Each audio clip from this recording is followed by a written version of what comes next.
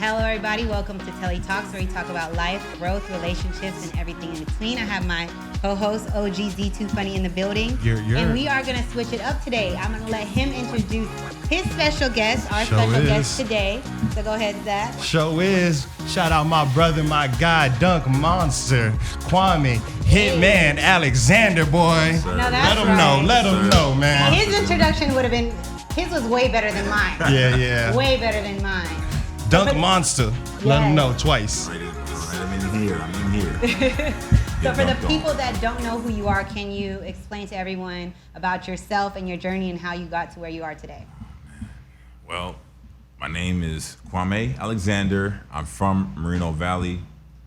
I went to Rancho Verde High School, and we went through a lot, like grueling training to get to where I am now. And you know, that's kind of where the origins were as far as instilling a monster within me.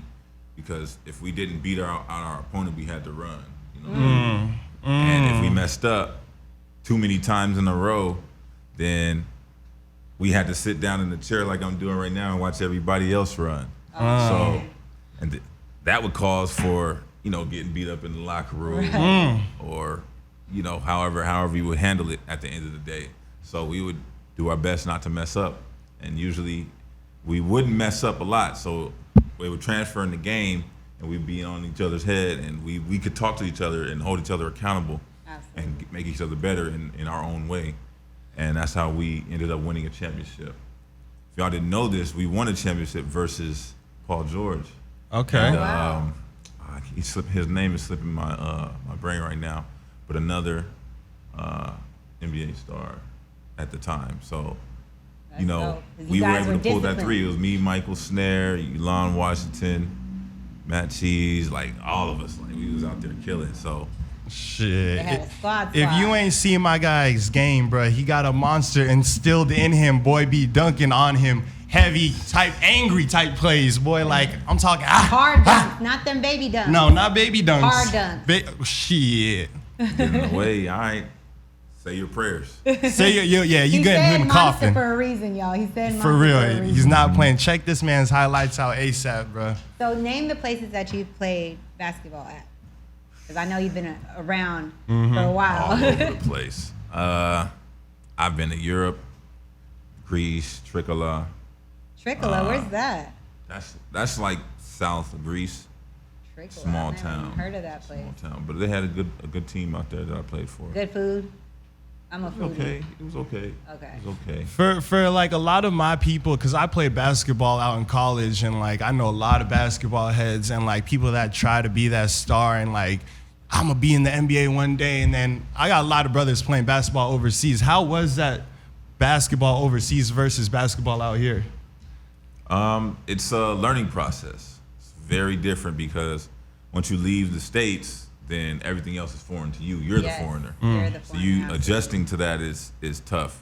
And then adjusting to the type of basketball, which is more strategic, you know, using the whole shot clock to your advantage and strategy behind everything, to where you have to slow your game down a little bit and think about how you want to play and how you want to score.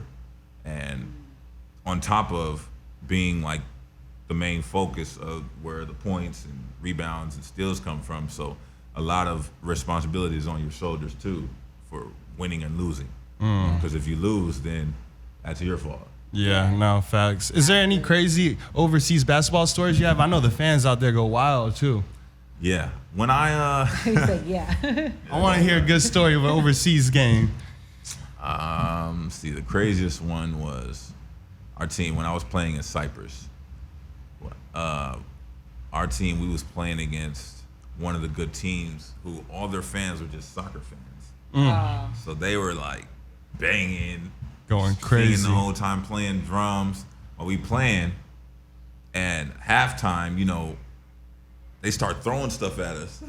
Oh man. Bottles, cans. On the While court. are y'all playing?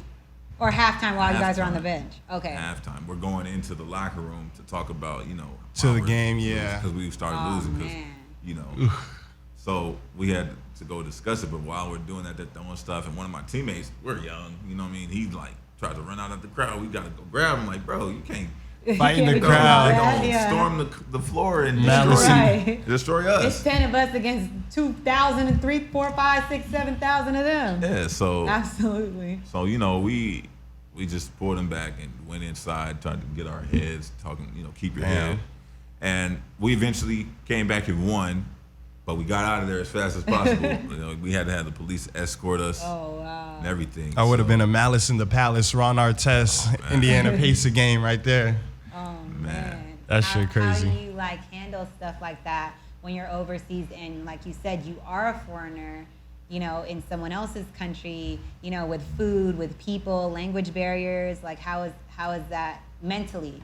It's hard because it's hard to try to not be yourself fully where you get, the typical stereotype of a black man where you're, from the hood, you're always trying to fight stuff, and you try to work against that by keeping your head. It's hard to do that though because, it's all this tension in the game. If you're losing, then the players are doing, hitting you, talking shit behind you, and then you got the crowd. Like, it's tough to keep your head and score without talking to people. So I get how hard it is to hold your tongue and to and to stay grounded and to stay focused on the game because it's 80 to 90% mental. Mm-hmm. Yeah. So it's tough. I've had a few times where there was this game that I had when I was in Bosnia. We going back and forth, but the squad, I guess they did their full research on me. They knew the monster would in. They was, grabbing, throwing, and one play I went to the rack and was going to dunk it. Dude just literally grabbed my whole waist and pulled me down, and they didn't call a foul. Oh wow! And after they realized nothing happened, he just came and got in my face and pushed me, he really stopped me, and I pushed him off because he was just in my face. The ref was letting him do that, and they called a tech on me and threw me out the game and kept him going. Wow! But the whole time, y'all didn't let this man dunk. They was fouling me because I had dunked before and talking to the crowd because they was doing the same thing. Soccer crowds, just talking, going throwing crazy. stuff, had signs of pictures. They be going hard, racist type of stuff. So, like I said, it's hard to keep your head when you ever get homesick when you're away? And how long is a typical overseas season? Depends on where you go, but usually 5 to 6 months. Okay, not too Europe, bad. it could be almost a whole year, 10 months, just because they have Euro Cup for a month or two, and then they come back to the regular season. So some players go to that, and then because some players go, the whole season gets on hold. Gotcha. What was the best place you played at, in your opinion? The Philippines. Ooh, shout out to the Philippines, us Filipino and black people. We're Filipino, right? Yes. So yes, I love Philippines. How did you like the Philippines? Oh man, I loved it. I played on NLEX the first time I went out there, and then the next time I played in Rain or Shine. Filipinos love some basketball. They love basketball. Yeah, I loved it, man. Did you get to explore the Philippines, go on different islands? Because we have an island that's one of the 7, 9. I think it's 9. Wonders, yeah, yeah. 9 wonders of the world. I didn't. Yeah. I was trying to set up a thing, but we couldn't find the time. I couldn't find the time. Yeah. So let us know next time. We got family out there. Oh yeah, definitely. All types of shit out there. I have one more question on basketball though, man. I know you bang on everybody, dog, and I know you got a lot of bodies. Who, out of a professional athlete, have you banged on and caught a body on them? Kenneth Fareed. Cool, Kenneth Fareed. That's a big body too. A nice body on Kenneth. Yeah, back when I was making a lot of noise in the True League. I remember those days. It wasn't. I don't think it was recorded. I think it was, but one of the photographers got a frame by frame picture of it. It was just we was going. We was playing at Air West over there that they have it over at USC back then, and I just caught it baseline, took one dribble, and he ran, and I just dunked it over him. And they got the pictures and stuff. Man, this dude, I'm telling you, bro. There's a dunk where you're coming down the court and you bringing the ball up court like you the point guard or some shit. And you dribbling. There's 4 niggas on you, and they all jump on you, and you're dead ass carrying them to the hoop, bro. Like they're jumping on you in the air. You're carrying them to the hoop, and then you dunk on them. I'm like, bro, who is this guy? I know what video. You know what video I'm talking about. I want everybody to know right now. Waka Flocka tried to claim that video. Oh, I remember they Waka did. said he was you? Yes, yes. I remember people that. Still to this day think that that's him. Waka Flocka. No, that is me. Yes. It has everything at the bottom of the video. It says my Instagram. It says Court Kings. It says all that. My name. Yeah, that's dead ass you. And I remember they tried to play you like that was Waka. The air. That's me. There's a basketball video, some big tall black guy, and they trying to say it's Deontay Wilder playing basketball. Oh, yeah, that it's was not hilarious. Deontay Wilder. It's It was just, hilarious. I said, babe, look at this. He was like, that ain't me. look just like It D. looked just like him though. But that ain't Deontay Wilder. No. Oh man, that is funny. Yeah, I know the video. No, That he video didn't was, try to claim dunking on people like that. How long ago was that video? Hilarious. that was 2014. That was one of the first videos I saw of you, dog, and I'm gonna be real. That's what made me a fan of your game. After that shit, I was like, bro, I gotta see more of this nigga. Yeah, that shit was crazy because I only dunked it because the dude who jumped, who was in front, the smaller dude, Freddie, dude, You knew you got him. He was my homie, but he like started his feet like he was gonna block me. I was just gonna try to lay it up nice, but he tried to challenge the hitman. So I was like, oh, okay. Bruh. I got something for you. Got something for him. I just jumped and he jumped and whoever else was around there got caught too, and bam. I'm telling you, And bro. it's so crazy because like his voice is so low and he's so like nice and Yeah, nice you would guy. never You would think never that think. he would be this monstrous aggressive dunker like he is, and it's just crazy like how Bruh. hard he dunks. It's like- his dunks is really hard. The only person I can't even really relate your game to anybody that was in the league, but the way you played with so much passion, it was almost like a Joakim Noah type of passion. You know what I'm saying? Behind that, Joakim definitely don't got the dunks you do because this motherfucker was obtuse and all over the place with his dunks. But with your shit, bro, I'm telling you, man. I mean, I've been referred to like, what's his name? He was a lefty. He played for the Magic.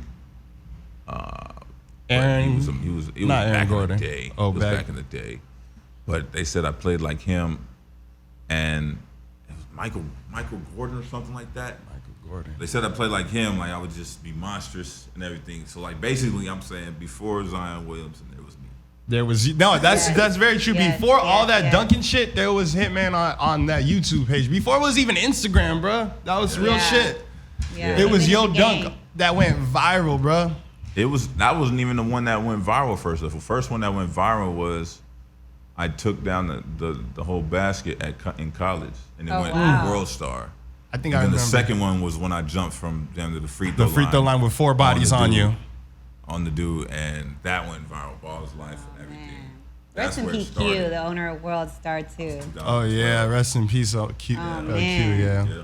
Yeah, World Star was World it. Star was a page. You was boy. you went viral on World Star. You was getting it. Yeah, twice. He said twice, not one time, but 2 times. Made ESPN the second video right behind Jeremy Lin when he was hot. He Ooh, had during the he Linsanity had days. that 3 versus New York. I mean, versus the Nets. Yep. For game. Man. For game. That was video 1, and mine was video 2. Damn. That's Legendary. That's big. Yeah, that's huge. I've been on quite a long version. I didn't even get to finish naming the countries. Oh yeah, that's how I was like yeah. back to the countries because you rudely interrupted him, Zach. I'm sorry. I was. Mr. OGZ. My bad. Yeah. So you stopped at Cyprus, Bosnia. Bosnia, and that's about it for Europe. You said Greece. Yeah, Greece, Trichala, Cyprus, Bosnia, and then from there I moved to Asia, and that's where I first went to the Philippines. Yeah, and that was amazing. And then from there I went to Korea. No, I went first to Korea, South Korea, in Seoul. Played with Davon Jefferson. Okay. Anybody who knows basketball knows Davon Jefferson. Yep. That's Monster. true.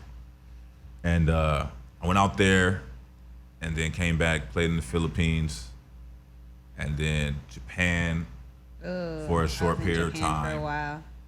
and then I tried to go to China for a second, but that fell through, that whole little thing. Then I went to South America, played in Cancun. Ooh, okay, that's fun. We won a championship. I went during the playoffs, so we won the chip, and then that's dope. It's hard to even name. I know Middle your passport is crazy. Yeah. I went to the Middle East also. I went to Qatar and Dubai. Ooh, how was Qatar? Hot. Yeah, I bet it was hot. But it's cool, man. It's hotter than the Philippines? Because the Philippines is by the equator. But the Philippines is hot and sticky. Yeah, it's like tropical hot. Yeah. Qatar is hot and desert dry. hot. Like you could hold an egg out on your hand in that heat and it'll cook. In your hand? Yes. That's a real fact. Yes, it's hot like that. Wow. That's crazy. Wow.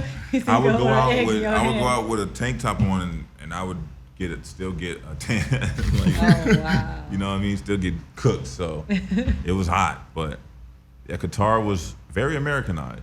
Really? Yeah. Oh, basketball. Other than the basketball. The culture over there. No, soccer was the culture. Basketball would be empty. The gyms would have like 10 people. Oh wow. So it'd be like maybe people who played the previous game. And they'd be just watching. And some of the staff. The JV team. I'm weak. Like it'll be like that, and then you look at the soccer games, it'd be waves of people doing waves, and you'd be like, "Where's all those?" Yeah. Damn. Oh man, so how was that like playing without like fans and having the yelling and the screaming and the cheering? It was cool though. It was Was it like a scrimmage? Nah, it was just empty.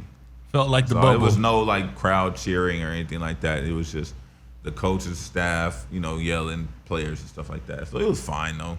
You still, you're in your zone playing basketball, so right. You just make do with what you got. But the facility is nice. The practice, they take everything serious as far as training is concerned, and they pay really good out there. My favorite was Dubai because. Who paid the most pretty there. Out there on all of the places you've ever been? Philippines. Really? That played the most? That pays the most. Oh, pays the most. Oh, out of every. Pays the most, yeah. Like not just with you, like your teammates, everybody. You heard like, oh man, go over there. They gonna pay you out. It's like between the Philippines and like Korea. Really, Korea? China, of course. Oh wow. Because China, CBA, China's huge. They step away from NBA, so yeah, they're on that $1 million tip. Yeah. Other than that, I would think Philippines that or Korea, like $500,000, 700. Wow. Oh, wow. That's good money. Great money. Great money. Fuck yeah. Great money. Philippines too, like so. I mean, like when the team I was playing on, they controlled the streets where you had to, pay in the meter to go to the next level. So they controlled all that, and they took me to the headquarters and everything, showed me everything, and I was like, wow. And that's that was light. That was one of their headquarters. Wow. Oh, wow. So, yeah. Shout out to the Philippines. Yeah, shout out to the Philippines. I love it. It's lovely out there. So let's talk about relationships. I know you guys, you and OG, your woman, beautiful, strong black woman at that. Strong couple. On Basketball Wives. You guys do Basketball Wives on TV. And how's that going? Well, because of the case, our ongoing case, I can't really speak on it too much. Right. Yeah. I'm like, I don't even know what case you're talking about. Yeah, well, I mean, it came out, but she, it was a case filed against her by, what's her name, and, they're handling that right now. So because of that, I can't go on, I can't talk about it. Discuss Basketball Wives. Okay, cancel Basketball Wives. You and OG good? Everything's all good? Yeah, we're fine.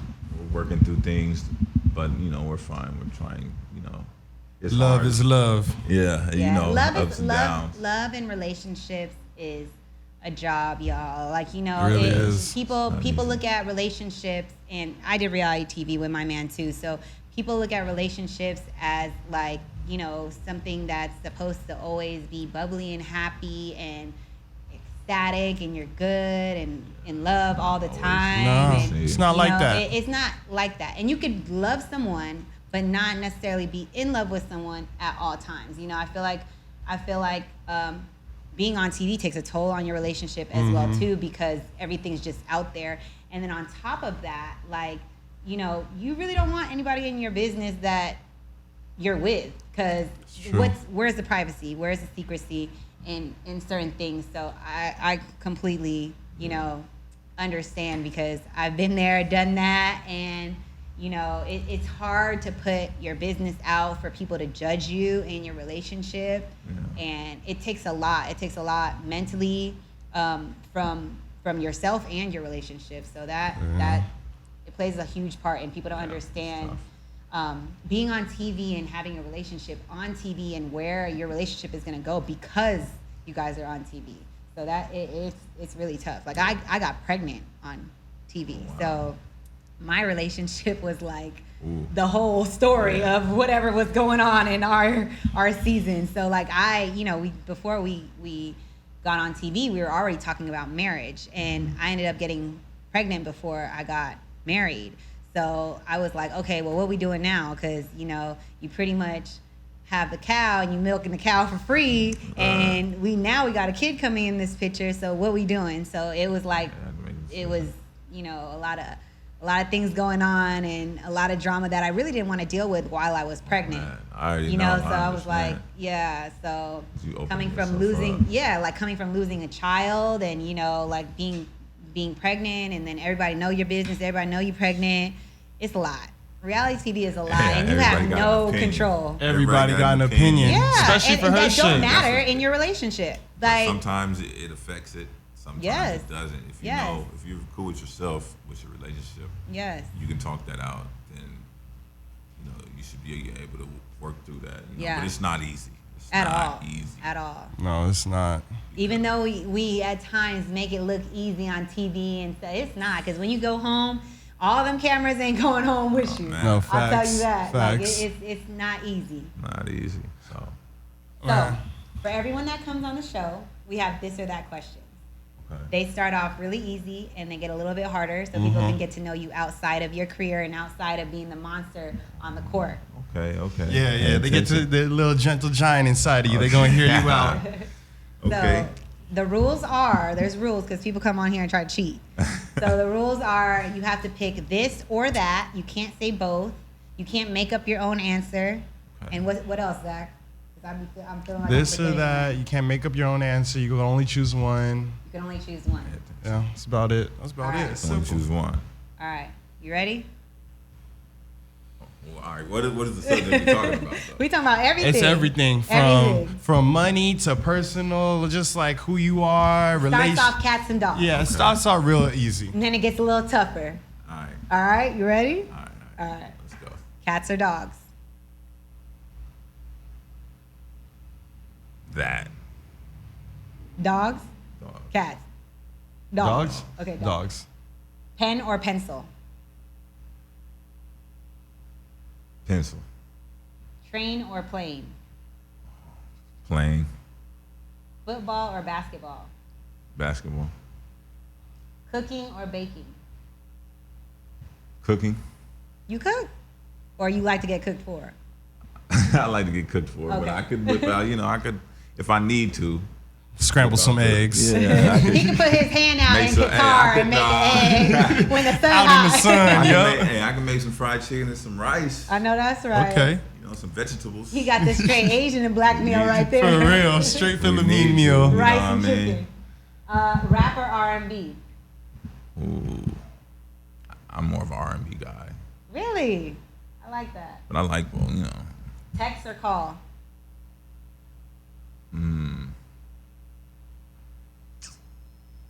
Text. Paper or plastic?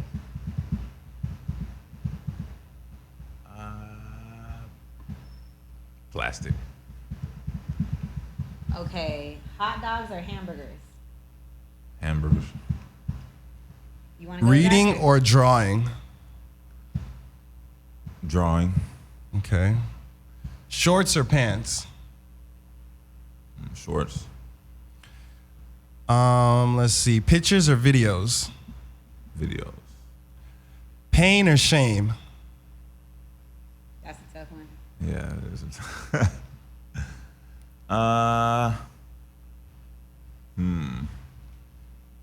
Shame. Funds or love?